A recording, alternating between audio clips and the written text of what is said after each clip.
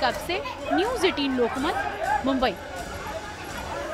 2024च्या लोकसभा, विधानसभा, महानगरपालिका आणि स्थानिक स्वराज्य संस्थांच्या निवडणुकांसाठी सर्वच पक्ष कामाला लागलेले पाहायला मिळतात।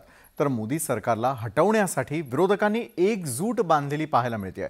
त्यामुळे भाजप देखील आता कामाला लागलेला आहे। पाहूयात न्यूज 18 लोकमतचा हा विशेष रिपोर्ट।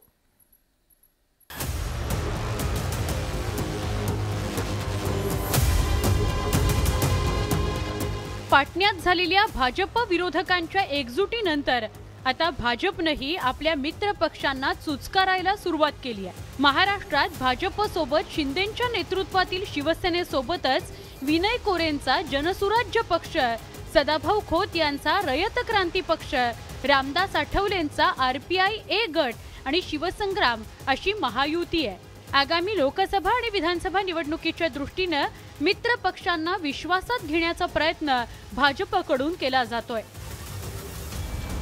2024च्या लोकसभा निवडणुकीत 300हून अधिक जागा जिंकण्याचा भाजपने चंगच बांधलाय।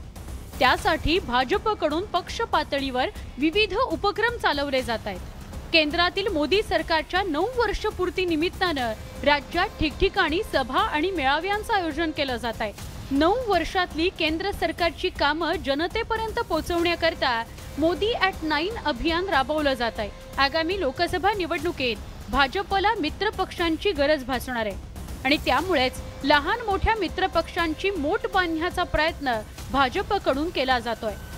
या बैठकीमध्ये घटक पक्षांच्या काय मागण्या आहेत या संदर्भात विचारमंथन झालं। त्याचप्रमाणे केंद्र आणि राज्य सरकारच्या योजना घटक पक्षांमार्फत सर्वसामान्य जनतेपर्यंत कशा प्रकारे पोहोचवता येतील या संदर्भात देखील चर्चा झालेल्या आहेत। त्याचप्रमाणे घटक पक्ष आणि भाजपा यामध्ये समन्वय कसा असावा या संदर्भात देखील चर्चा झाल्याची आपल्याला माहिती मिळते। व्हिडिओ जर्नलिस्ट उमेशसह मी तुषार रुपनवर, न्यूज 18 लोकमत, मुंबई। आणि या क्षणाची एक ब्रेकिंग